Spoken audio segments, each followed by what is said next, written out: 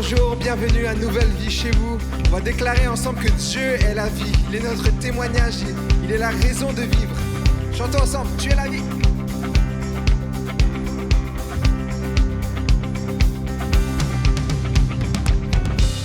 En ton nom, nous avons trouvé la vie éternelle. Par ta grâce, tu nous fais connaître ta liberté. Tu as tracé le chemin pour nous. Par ton amour, tu es la vie. Je vis dans la lumière de mon sauveur. Je danse dans son amour pour toujours. Je chante comme si je marchais sur l'eau. Tu es la vie, tu vis en moi. Sur un ciel gris, ta lumière jaillit de mille couleurs vives. Par ta vie, oui, tu nous conduis, que toute la terre voit. Tu as tracé le chemin pour nous. Par ton amour, tu es la vie. Je vis dans la lumière de mon sauveur. Je danse dans son amour pour toujours. Je chante comme si je marchais sur l'eau. Tu es la vie, tu vis en moi. Je donne ma vie pour te suivre. Ton amour seul me suffit. Tu es la vie. Tu es la vie, tu vis en moi. Déclarons pour que ce monde puisse voir la grâce de Dieu. Pour que ce monde puisse voir ta grâce. Pour que ce monde puisse voir que tu es Dieu. À jamais sois élevé. Celui qui tient tout l'univers et chaque cœur qui bat sur toute la terre. Jésus, sois élevé. Tu es la vie, je vis dans la lumière de mon sauveur.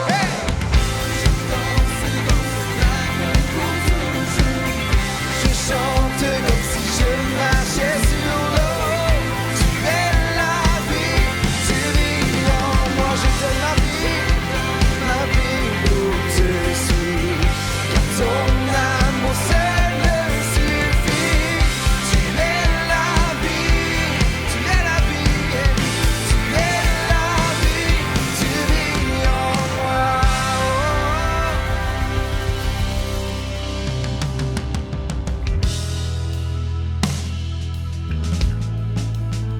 Oh Seigneur, on veut faire cette prière et déclarer: me voici, sers-toi de moi. À présent libre et racheté, j'ai choisi de te suivre à jamais. Et même si je ne vois pas de chemin tout tracé devant mes pas, je m'attends à toi.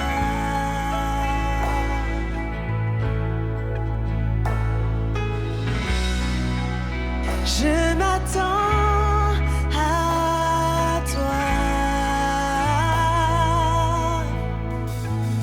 Me voici, je m'abandonne à toi. Que ton esprit agisse en moi. Je veux vivre pour toi.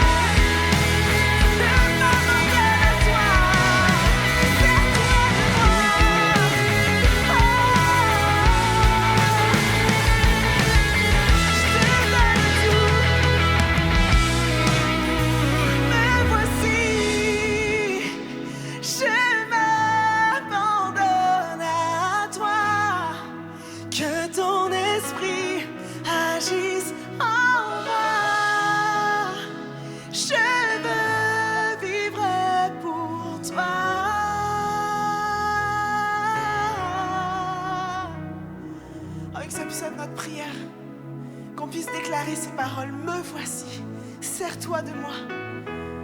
Et j'ai envie de parler à quelqu'un aujourd'hui qui se dit peut-être que je suis trop petit, je suis pas assez, j'ai pas les capacités, j'ai pas les compétences, je suis pas assez bon, je suis pas assez ci, je suis pas assez cela. Mais ce soir, aujourd'hui, je veux te dire que Dieu t'a choisi, que Dieu t'aime, que Dieu il a un plan pour toi.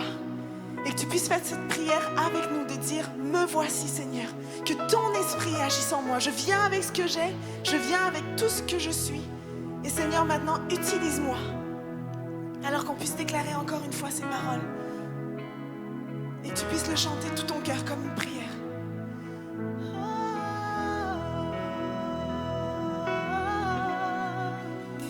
Me voici, je m'abandonne à toi, que ton esprit agisse en moi. Seigneur, sers-toi de moi, sers-toi de moi.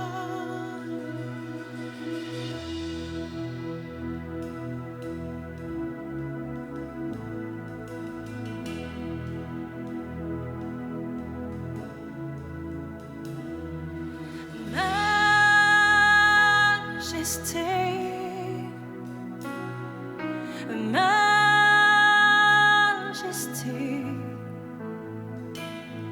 ta grâce m'a pris tel que je suis, sans valeur mais pour toi perle de prix.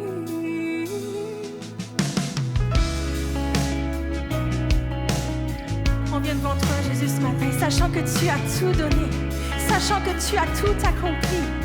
Pour nous, on a accès à la présence du Père ce matin grâce à ton sacrifice, Jésus. Nous n'étions rien, nous étions pécheurs, nous étions couverts de honte, mais toi, tu nous as comblés de ton amour, Jésus. Et ce matin, on veut te chanter.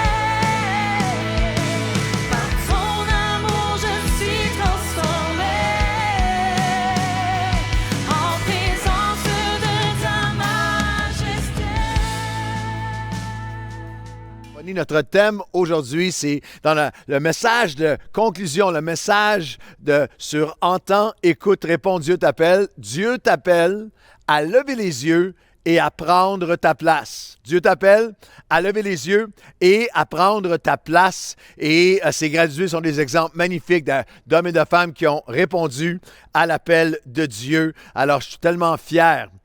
Comme président du CA de l'Institut de théologie pour la francophonie, je suis un enseignant également.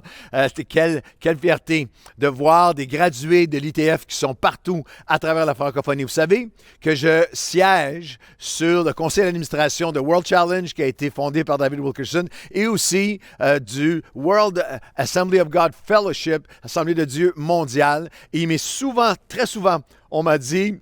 Et ça fait tellement chaud au cœur, des pasteurs sur ces grands comités internationaux qui disent partout où on va, en pays francophone, lorsqu'on rencontre un jeune homme, une jeune femme, un pasteur qui a l'air particulièrement dynamique, immanquablement, on lui demande, toi, tu viens de où? Et ils ont la réponse, c'est on a été formés à l'ITF, on a été formés au Québec, on a été formés à l'Institut de théologie pour la francophonie. Certaines des églises ministères les plus porteurs de fruits fructueux et d'impact à travers la franco sont par des gradués de l'ITF. Alors, on veut vous inviter parce que l'Institut de théologie pour la francophonie reprend en présentiel en septembre. Alors, si vous voulez avoir des informations pour venir vivre l'expérience avec nous, info@itf.francophonie.com, info@itf.francophonie.com. Lever les yeux et prendre sa place n'est pas seulement pour des étudiants, pour le ministère, pour l'ITF. Entends, écoute, réponds, Dieu t'appelle à lever les yeux, à prendre ta place. Et ça, c'est un appel, c'est un mandat que Dieu a placé sur chacun d'entre nous. Il y a 25 fois dans la Bible où on a l'expression « lever les yeux ». Et bien sûr, c'est comme dans le psaume 121, « Je lève les yeux vers les montagnes. D'où me vient le secours? Le secours me vient de l'Éternel. » On est appelé à tous les jours à lever les yeux vers Dieu pour notre secours, mais aussi, Jésus nous enseigne à lever les yeux pour faire une différence, pour voir la moisson, le mandat de notre appel. Jean chapitre 4, versets 35 et 36. Ne dites-vous pas qu'il y a encore 4 mois jusqu'à la moisson? Voici, je vous le dis, levez les yeux et regardez les champs qui déjà blanchissent pour la moisson. Celui qui moissonne reçoit un salaire, amasse des fruits pour la vie éternelle, afin que celui qui sème et celui qui moissonne se réjouissent ensemble. Nous sommes tous appelés. Notre appel, oui, est à lever les yeux pour les miens, pour ceux qui sont proches, pour le meilleur de Dieu. Pour moi, oui, pour ma vie, pour le meilleur de Dieu, pour le miraculeux de Dieu, pour ma maison, mais nous sommes aussi appelés, appel intégral, indissociable de l'appel chrétien. Nous sommes appelés à lever les yeux vers la moisson, vers ceux qui ne connaissent pas Dieu, ceux qui sont à l'extérieur pour la moisson, pour notre mission, pour la maison de Dieu, pour accomplir notre mandat. Un mandat, c'est un acte par lequel une personne donne à une autre le pouvoir, la responsabilité de faire quelque chose, d'accomplir une mission en son nom. Et c'est notre mandat. Dieu nous a donné le pouvoir, responsabilité de lever les yeux et de communiquer de son amour, de toucher une personne à la fois, les multitudes, la moisson à laquelle nous appelle. Chaque chrétien est appelé à être un moissonneur. Remarquez que dans le texte, Jésus dit, ne dites pas qu'il y avait des choses qu'il disait. Il y avait des oppositions, il y avait des rationalisations, des explications, des justifications que Jésus confronte. Il dit, ne dites pas que la moisson va venir plus tard. Je m'impliquerai peut-être plus tard. Il y a encore 4 mois avant la moisson. Ne dites pas ça. Ne dites pas à un autre moment dans ma vie, peut-être que je m'impliquerai. Je suis trop jeune. Non, je l'ai fait longtemps. Je n'ai plus à le faire. Pas à l'été, après la pandémie. Je veux juste être sur le bord de la piscine, aller à une terrasse et faire des voyages et reprendre ma liberté. Ne remettez pas à plus tard. Ne dites pas plus tard. Ne dites surtout pas qu'aucune église qui regarde cette vidéo, aucun chrétien ne dise « Non, nous, on est appelés seulement à lever les yeux vers Dieu pour nos besoins. » Non, il dit « Regardez les champs déjà qui blanchissent, la moisson des êtres humains qui ont besoin de Dieu, qui périssent en lui, qui passent leur vie gaspillée, ils voient leur vie s'user sans Dieu. » Il est tellement facile pour nous, en entrant et en sortant du temple, de la maison de Dieu, la tête remplie de chants de louanges, de ne pas voir, de ne pas lever les yeux sur les besoins qui sont là. Rappelez-vous, Pierre et Jean, alors Actes chapitre 3, Christ est ressuscité, la Pentecôte a eu lieu, déversement de l'Esprit, et la Bible nous dit, Acte 3, Pierre et Jean entraient et sortaient plusieurs fois par jour. C'est l'heure de la prière, mais c'est seulement lorsque Pierre a fixé ses yeux, levé les yeux, fixé ses yeux sur celui qui avait un besoin de Jésus, que le miraculeux, que le boiteux a été guéri. Jésus dit, ne dites pas, l'appel est pour les ministères seulement, les gradués ITF. Non, l'appel est de conséquences éternelles. On a tous un mandat et c'est un appel non seulement pour ceux qui moissonnent, qui prêchent, qui sont en vue à l'extérieur, qui sont devant les caméras. Non, l'appel est pour ceux qui s'aiment avec leur bénévolat, leur temps, leur prière, leur générosité, leur engagement. Ensemble, nous nous réjouissons. Ensemble, notre appel n'est pas d'être des gardiens de l'aquarium, mais plutôt d'être des pêcheurs d'hommes. Chacun d'entre nous appelé à être des pêcheurs d'hommes. Pas juste à garder l'aquarium de chrétiens entre nous et le pasteur vient les nourrir, les poissons rares. Non. Nous sommes appelés à être des pêcheurs d'hommes. C'est fascinant que c'est les premières paroles, la première dimension de l'appel de Jésus dans les 4 évangiles lorsqu'il adresse un disciple, je vais faire de vous des pêcheurs d'hommes. Du début à la fin et à toute fin des évangiles, je vais faire de vous des pêcheurs d'hommes, même après sa résurrection. Et pourtant, il y a de larges segments du monde chrétien, et peut-être toi, comme croyant, qui pense avoir une espèce de version du christianisme où tu n'es pas impliqué dans la moisson, où tu ne réponds pas à cet appel-là. Nous sommes tous appelés, chaque chrétien est appelé à être un pêcheur d'hommes. La question est, quelle sorte de pêcheur vas-tu être? Tout le monde a déjà entendu des histoires de pêche. Peut-être que vous avez votre histoire de pêche. Moi, j'ai la mienne. Je ne suis pas un grand pêcheur au niveau de la pêche, mais il y a quelques années, ça c'est une de mes photos de fierté. Mon histoire de pêche, très en Floride, très tôt, le matin. À la brumante, on part et on s'en va comme dans une mission et on s'en va 2 heures de temps sur l'océan et lorsqu'arrive le moment avec tout l'équipement, ton harnais est attaché et on lance la ligne et lorsque ça mord, et c'est un combat hallucinant, j'aurais jamais pensé, combat hallucinant et tu tires et tu l'as presque et tu le perds et tu l'as presque et tu le perds et tout le bateau qui est là, qui dit lâche pas monsieur, lâche pas Claude, vas-y. Finalement lorsqu'on le rentre, on l'a presque perdu. Et finalement, on l'a eu. On l'a pêché. Je prends cette photo fièrement. Aujourd'hui, en ce 27 juin, lorsque je vais raconter cette anecdote, la congrégation va applaudir. Et peut-être que dans votre salon, vous applaudissez ou peut-être pas. Le seul problème avec cette histoire-là, c'est qu'elle est entièrement fausse. La réalité, c'est que je marchais sur un quai et j'ai vu le poisson que lui avait pêché et j'ai dit, est-ce que je peux prendre une photo avec le poisson?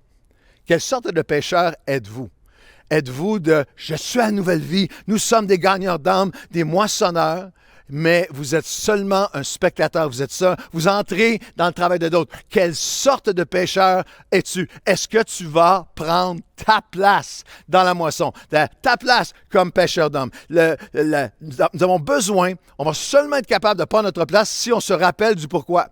Quel est non seulement le mandat, mais la motivation. Quelle est notre motivation pour partager notre foi, pour prendre notre place dans cet appel?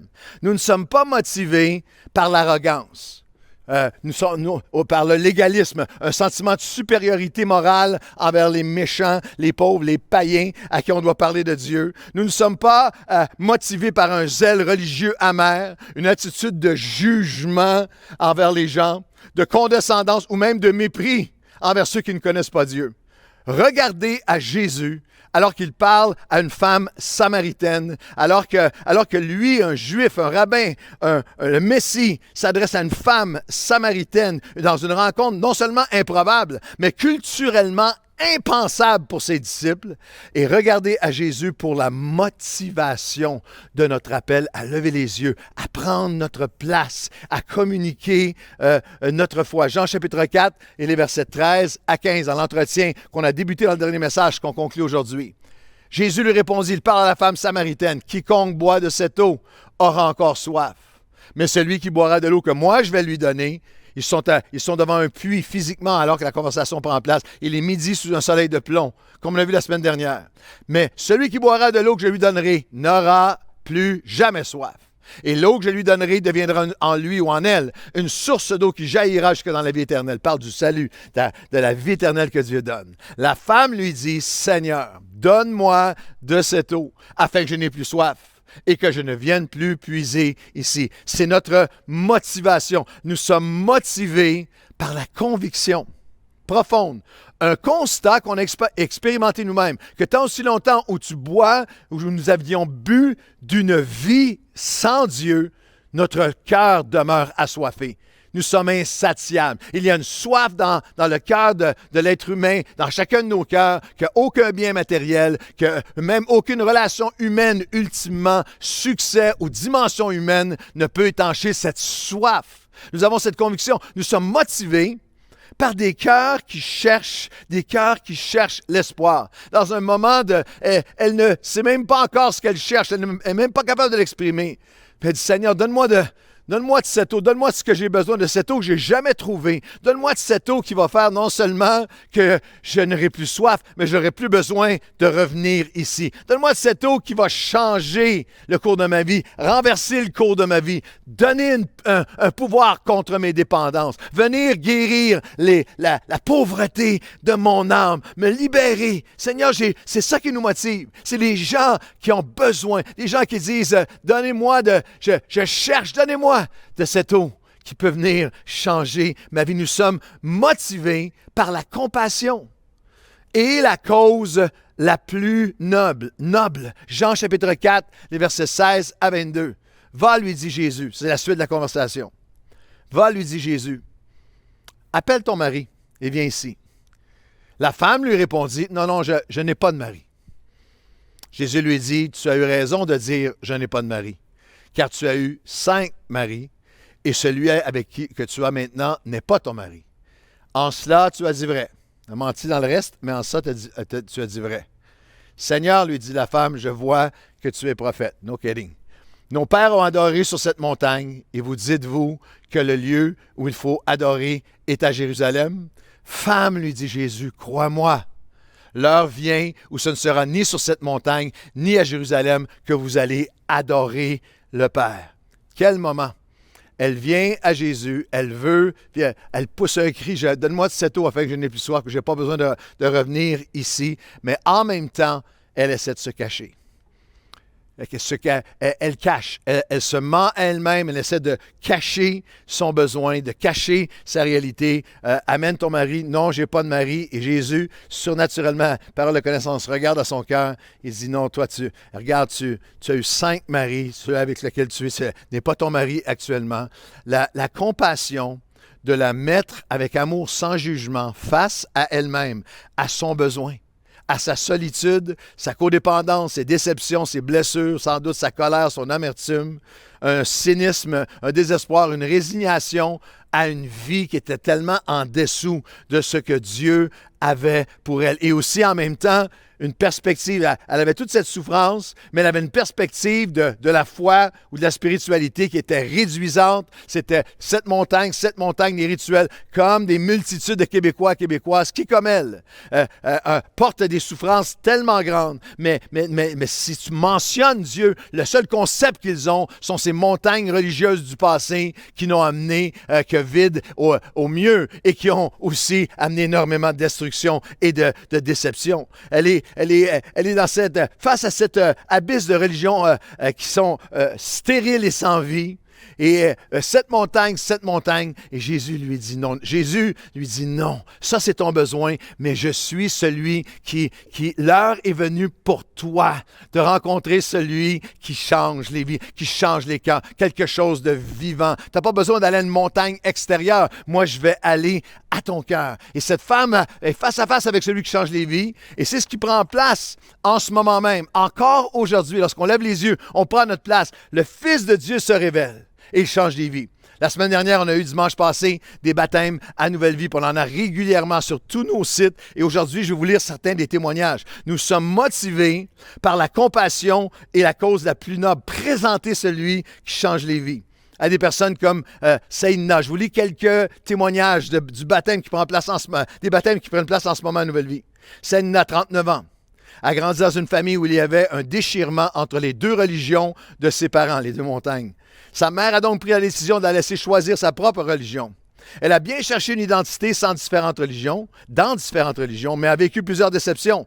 Saïdna priait, mais n'avait pas de relation avec Dieu. Un jour, sa cousine l'invite à Nouvelle Vie. Quelqu'un lève les yeux, prend sa place, invite à Nouvelle Vie. En assistant aux réunions, elle n'a pas retrouvé les rituels ou interdictions qu'il y avait dans les autres religions qu'elle avait connues, mais une relation personnelle avec Jésus. Elle a reconnu son besoin de lui, réalisé l'amour et le pardon de Jésus et non le jugement. Elle se dit maintenant, alors qu'elle se fait baptiser, bénie. Elle a 2 beaux enfants, un mari, une famille et un entourage merveilleux. Nous sommes motivés par la compassion et par la cause la plus noble, à prendre notre place, à moissonner, à être des messagers.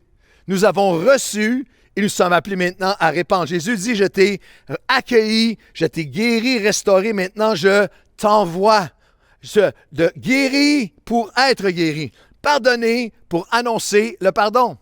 Lorsque Dieu a appelé Abraham le père de la foi, il lui a dit, je vais te bénir, mais pas pour la garder, cette bénédiction-là, pour être une source de bénédiction. Il dira à Moïse, l'ami de Dieu, je t'attire à vivre au buisson ardent. Viens dans ma présence, comme il nous attire. Viens vivre ces expériences dans ma présence, où tu vas être fortifié, rempli, guéri, mais afin que tu puisses aller libérer mon peuple. Ésaïe, viens. Je vais toucher tes lèvres, le péché, la souffrance, ton cœur meurtri, tes lèvres de péché vont maintenant être touchées pour que tu puisses, oui, chanter mes louanges, oui, célébrer Dieu, mais pour que tu puisses aussi annoncer, que tu puisses prendre ta place. Saul de Tarse, je vais t'ouvrir les yeux, tu es aveugle, mais afin que tu sois un ambassadeur, toi et moi, annoncer la bonne nouvelle.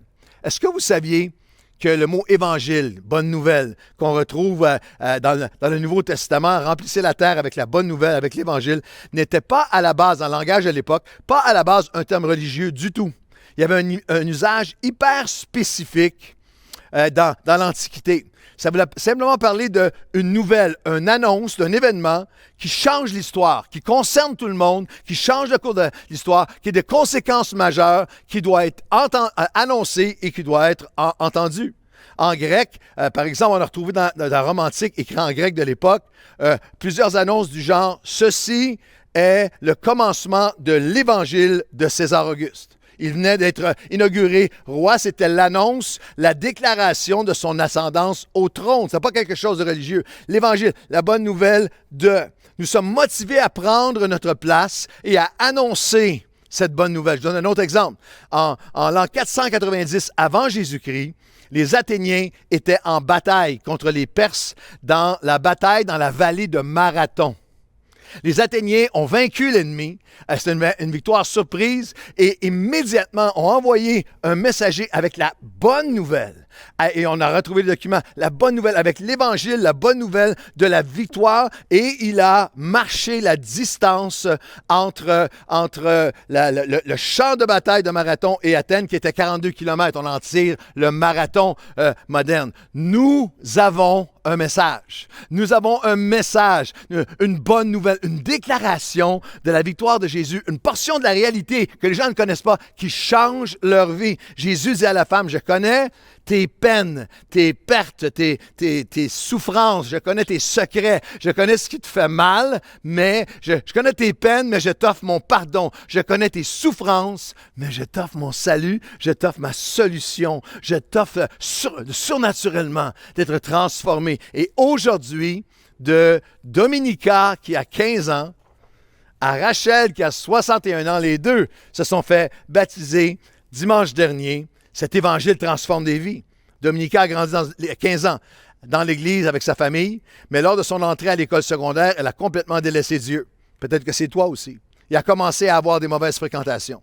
Lors du premier confinement en mars 2020, elle s'est rendue compte qu'elle se sentait vide et malheureuse. Elle a commencé à écouter les réunions en ligne et à lire la Bible. Elle a par la suite vécu plusieurs événements qui l'ont beaucoup blessée. À ce moment-là, elle a demandé à Jésus de venir la sauver.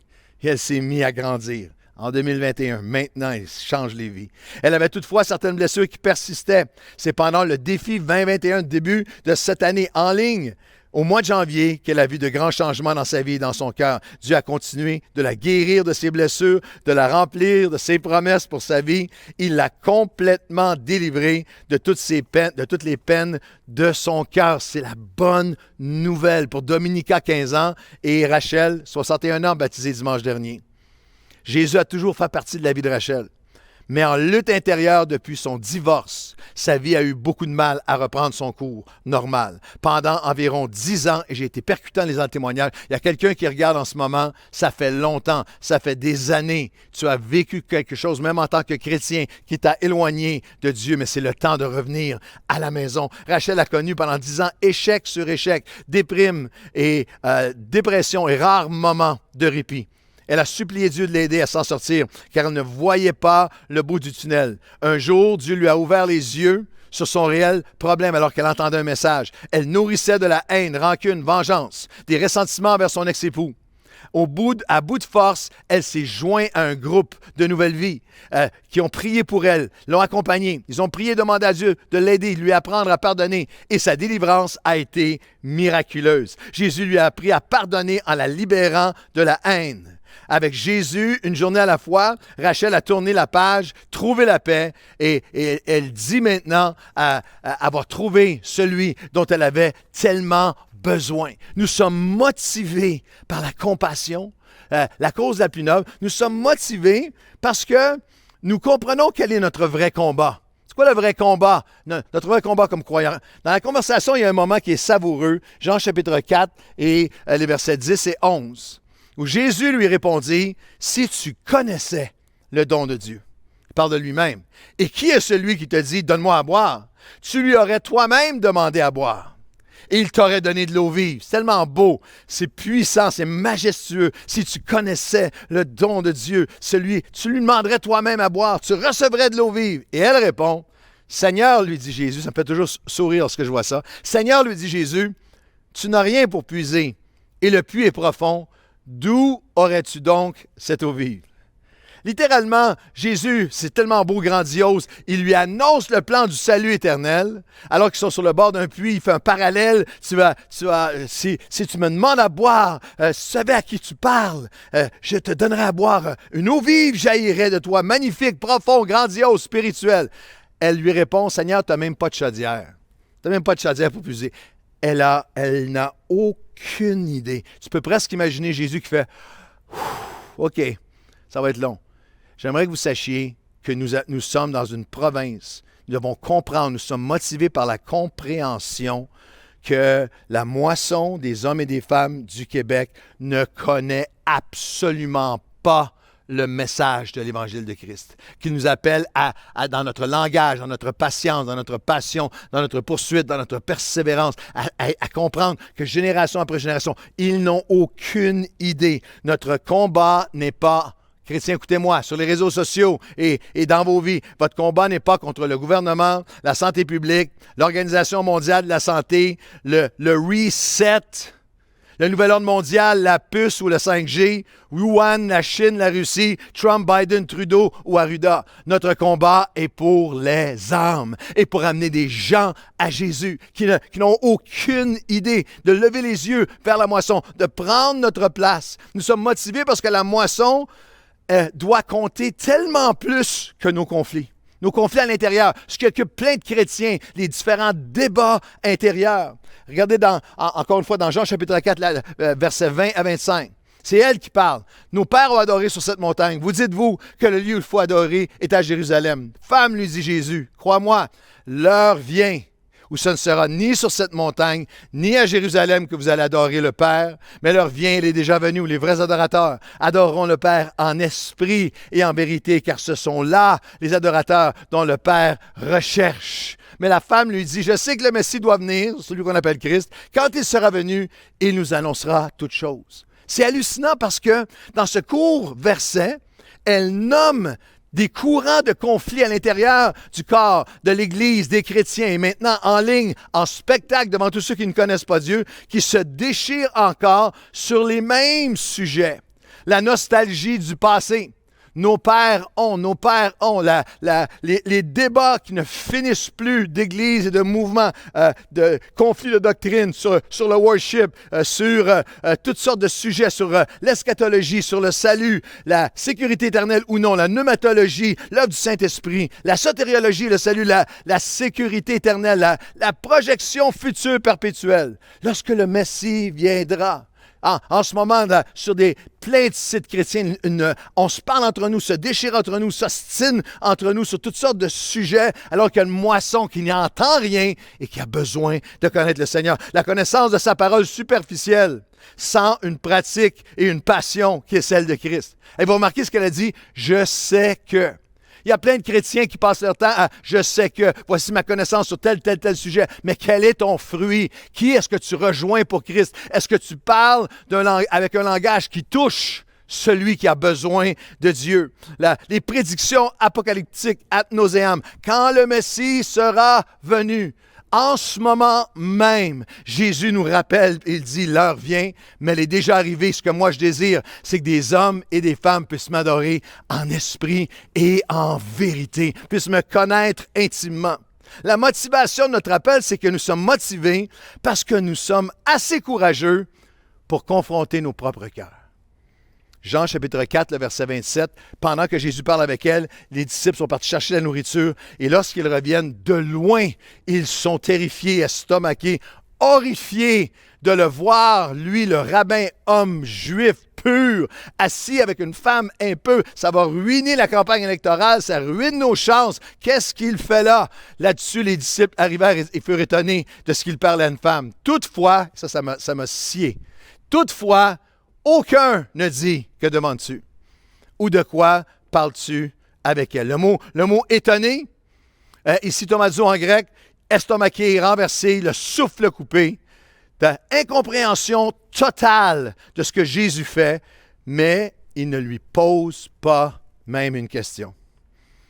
C'est une longue tradition apparemment transmise de génération en génération, un certain mode religieux toxique pour des disciples, manquez pas ceci, pour des disciples de Jésus de faire comme si tout était parfait et de surtout pas se poser de questions, alors qu'ils ignorent totalement le modèle et le message de lever les yeux, prendre ta place pour la moisson, le modèle et le message fondamental de Jésus.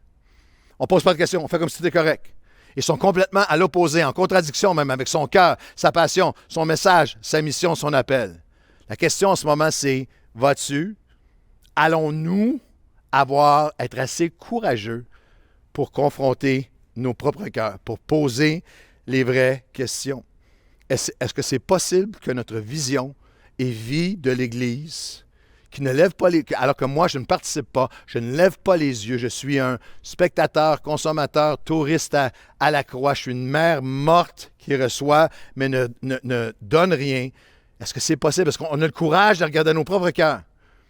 Que ce soit un faux christianisme qu'on a fabriqué nous-mêmes, mais qui trahit profondément le cœur de Christ. Est-il possible que mon énergie, mes attentions sur toutes sortes de sujets et conflits chrétiens, politiques, sanitaires et autres, m'aient volé le seul vrai appel? Es-tu prêt à se poser la question? Eux ne voulaient pas poser la question. Mais volé le seul vrai appel qui compte de Dieu pour moi, soit de lever les yeux et de prendre ma place dans la moisson. Est-il possible que j'ai perdu mon cœur, ma passion, mon zèle de servir la moisson et d'avoir pris ma place dans l'Église? Parce que notre motivation, est-il possible que la moisson ait besoin de moi?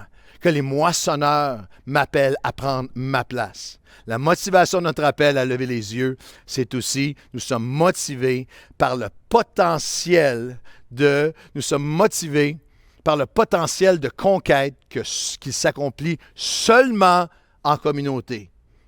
Jean 4, 36, dans le même entretien, Jésus dit, « Celui qui moissonne reçoit un salaire et ramasse des fruits pour la vie éternelle, afin que celui qui sème et celui qui moissonne. » Le pasteur moissonne, les prédicateurs moissonnent, ceux qui servent publiquement moissonnent. Mais il y a quelqu'un qui sème de son temps, de ses ressources, de son bénévolat, de ses prières, de sa fidélité. Se moissonnent et se réjouissent ensemble. Et ça m'amène à la dernière pensée, le mandat de notre appel, la motivation de notre appel. Lève les yeux, prends ta place dans la moisson. Et ce que j'appelle le moi, moi, et le mouvement de notre appel. Jean chapitre 4 et le verset 25. La femme lui dit, je sais que tu es le Messie qui doit venir. Je sais que le Messie doit venir. On l'appelle le Christ. Quand il sera venu, il nous annoncera toutes choses. Et Jésus lui dit, non, je le suis. Et là, ça m'a percuté. Je le suis, moi qui te parle. C'est le moi de Jésus. Je suis la réponse à ton cœur. Je suis le seul chemin entre Dieu et les hommes. Je suis le Messie, Dieu fait homme qui vient pour le pardon de tes péchés et pour te donner une vie abondante sur cette terre et la vie éternelle en réponse à la repentance de ton cœur. Jésus lui dit, je le suis, moi qui te parle. Alors la femme, ayant laissé sa cruche, était venue chercher de l'eau, s'en alla dans la ville et dit aux gens, venez voir un homme qui m'a dit, tout ce que j'ai fait, ne serait-ce pas le Christ? Ils sortirent de la ville et ils vinrent vers lui. Il y a le moi du Sauveur, je le suis, moi. S'il est le Fils de Dieu, il est Dieu, le seul chemin entre Dieu et les hommes. Il est la source, le Messie, le moi du Sauveur qui m'appelle, moi, à le servir. Le moi du Sauveur t'appelle toi et m'appelle, moi, à prendre ma place et à le servir. En revenant à mon Église, en donnant, en priant, en servant, avec mon temps, sur chacun de nos sites. Le moi de sa lumière, il est la lumière du monde. Je le suis, moi, la lumière du monde. M'appelle, moi, à laisser certaines choses. Elle a laissé sa cruche, c'était sa sécurité, tout ce qu'elle avait connu, c'était son isolement, c'était aussi ses traditions, c'était ce qu'elle avait toujours fait, c'était ce que sa vie a été jusqu'à aujourd'hui. Et la question de l'esprit pour moi, pour toi aujourd'hui, qu'est-ce que je suis prêt à laisser comme chrétien pour répondre à l'appel de Dieu, pour me redonner à l'appel de Dieu. Le moi de son amour m'appelle, moi, à l'annoncer. Elle s'en alla dans la ville. Elle commença à dire, il y a celui qui sait tout de moi, tout ce que je voulais cacher. Il sait tout de moi mieux que moi-même. Ce que je voudrais que personne sache. Il sait tout de moi, mais il m'aime. Mais il m'accepte. Mais il me prend pour me changer, pour me donner à boire de son amour, de son pardon. Et ça prend, littéralement, ça prend une communauté pour arriver à toucher, pour arriver à faire cette œuvre-là ensemble. Lorsque j'entends le témoignage de cette Samaritaine, j'entends le témoignage de Karina, 24 ans. Karina n'a jamais voulu s'engager entièrement dans sa vie avec Dieu car elle pensait qu'il fallait être sans défaut, comme cette femme. Pendant qu'une période de sa vie, elle a été suivie par un pasteur de l'Église Nouvelle-Vie qui l'a aidé dans sa compréhension de la foi chrétienne et de l'Évangile. Elle a compris qu'il ne fallait pas qu'elle soit parfaite pour être sauvée, mais simplement de placer sa foi en Jésus. Après une période d'éloignement de l'Église, elle a senti comme un grand vide dans sa vie. Pendant le confinement, elle a décidé de crier à l'aide vers Dieu, de venir remplir ce vide et de l'enlever ce mal qu'elle ressentait. Elle est revenue à Dieu à travers Nouvelle Vie chez vous, à travers l'Église en ligne, à travers votre générosité, à travers votre implication, à travers tous les artisans qui servent dans cette dimension. Dieu a mis en elle une paix et une joie immense. Même dans ces moments les plus difficiles, elle sent sa présence et son action dans sa vie. Le moi qui répond à l'appel et qui devient le secret d'un cœur renouvelé. Jésus l'a dit de cette façon, le prochain texte. Pendant ce temps, les disciples le pressaient de manger. Ils reviennent avec la bouffe, reviennent avec le McDo. Rabbi, mange, maître, mange. Mais il leur dit, j'ai à manger une nourriture que vous ne connaissez pas. Les disciples se disaient les uns les autres, est-ce qu'il y a quelqu'un qui lui a apporté à manger? Jésus leur dit non. Ma nourriture, c'est de faire la volonté de celui qui m'a envoyé et d'accomplir son œuvre. Il y a ici une clé tellement importante. Faire son œuvre, témoigner notre foi, prendre notre place, faire sa volonté. Jésus dit, c'est ça qui te garde vivant. La nourriture qui te garde vivant, qui t'alimente. Et il y a, lorsque tu as perdu cette nourriture de le servir, tu as perdu la vie. Le secret du renouvellement de la vie. Jésus dit, je suis nourri par une nourriture que vous avez délaissée, que vous avez peut-être oubliée, négligée. que vous ne connaissez pas, que vous avez déjà connu, que vous avez laissé. Et pour des siècles à venir, des millénaires jusqu'en 2021, quelque croyant que ce soit, ou église que ce soit, qui va servir, qui va avoir les yeux levés vers la moisson, qui va se donner et prendre sa place, je vais la nourrir, je vais l'alimenter, je vais la garder forte, je vais la renouveler, faire sa volonté, accomplir la volonté de Dieu. Je veux dire un mot aux plus jeunes de Nouvelle Vie, mais aussi ceux qui sont arrivés, les nouveaux par centaines. Jésus a dit quelque chose de très, très pertinent lorsqu'il a parlé aux disciples. Prochaine diapo, il leur a dit, Jean 4, 37, 38, « Car en ceci, ce qu'on dit est vrai, autre est celui qui sème, autre est celui qui moissonne. Chacun a notre rôle, mais je vous ai envoyé moissonner ce que vous n'avez pas travaillé. Et d'autres ont travaillé et vous êtes entrés dans leur travail. » S'il y a Nouvelle Vie aujourd'hui, s'il y a les sites partout à travers le Québec, s'il y a les bâtiments qui sont ici, s'il y a toute cette œuvre et ces milliers d'âmes sauvées, c'est parce que des gens ont travaillé. Beaucoup d'entre vous, dans les derniers 28 ans, ont entré où d'autres avaient travaillé. Il y a un appel maintenant, le Seigneur dit, c'est à ton tour, c'est à toi de te lever aussi, de ne pas seulement recevoir, tu viens aussi, lève-toi, toi aussi, pour venir servir. Lève-toi, inscris-toi pour venir, on va regarder ensemble, ensemble, on aime Dieu, on aime les autres, on aime l'Église. Viens t'inscrire pour servir, t'inscrire pour être bénévole, t'inscrire pour venir en bénévolat, servir à l'Église. J'ai même dans le texte un mot qui m'a vraiment, vraiment touché, dans le verset 38 à 40, Jean chapitre 4, verset 38 à 40. D'autres ont travaillé, vous êtes entrés à leur travail, et aussitôt quand les Samaritains vinrent le trouver, ils le prièrent de rester auprès d'eux, et il resta 2 jours. C'est la racine, la motivation de notre mission d'implantation d'Église. Nous avons entendu un peuple qui dit, est-ce que vous pourriez rester avec nous? C'est pour ça que ce n'est pas Nouvelle Vie seulement à Longueuil, c'est Nouvelle Vie et une église hispanophone. C'est Nouvelle Vie et l'église de la Prairie. C'est Nouvelle Vie maintenant et l'église à Charlevoix. La prochaine semaine, on vous annonce un nouveau site. C'est Nouvelle Vie en ligne. C'est Nouvelle Vie Drummondville. Nous avons entendu le cri de multitudes à Charlevoix, de chrétiens qui disent, est-ce que vous pourriez venir et rester? Nous allons rester et bâtir et établir le royaume de Dieu dans la ville de Drummondville, 100 000 Drummondvillois, avec la ville et les villes et villages autour. Un des endroits, comme dans beaucoup d'endroits au Québec, où il y avait tellement peu de croyants. Mais depuis les 2 ans de préparation pour cette implantation, il y a 200 à 300 personnes qui sont en train de se joindre à Nouvelle Vie, à Drummondville. Nous allons rester pour établir le royaume de Dieu dans cette ville. Et la parole finale du message, alors qu'on arrive à la toute fin du message, la parole finale du message, un beaucoup plus grand nombre crurent. On regarde ensemble à Jean chapitre 4, 41-42. Un beaucoup plus grand nombre crurent à cause de sa parole. Et il disait à la femme, « Ce n'est plus à cause de ce que tu as dit que nous croyons, car nous l'avons entendu nous-mêmes et nous savons qu'il est vraiment le Sauveur du monde. » Beaucoup ont cru à Nouvelle Vie depuis 28 ans. Beaucoup ont cru même alors que nous avons dû fermer les portes pendant la pandémie. Mais je vous donne cette parole que je crois venant du cœur de Dieu, annonçant l'intention de Dieu. Oui, parole que je crois prophétique. Un beaucoup plus grand nombre vont croire maintenant, alors que nous ouvrons les portes sur chacun des sites. Continuons en ligne, mais ouvrons les portes sur chacun de nos sites et où toi et moi levons les yeux.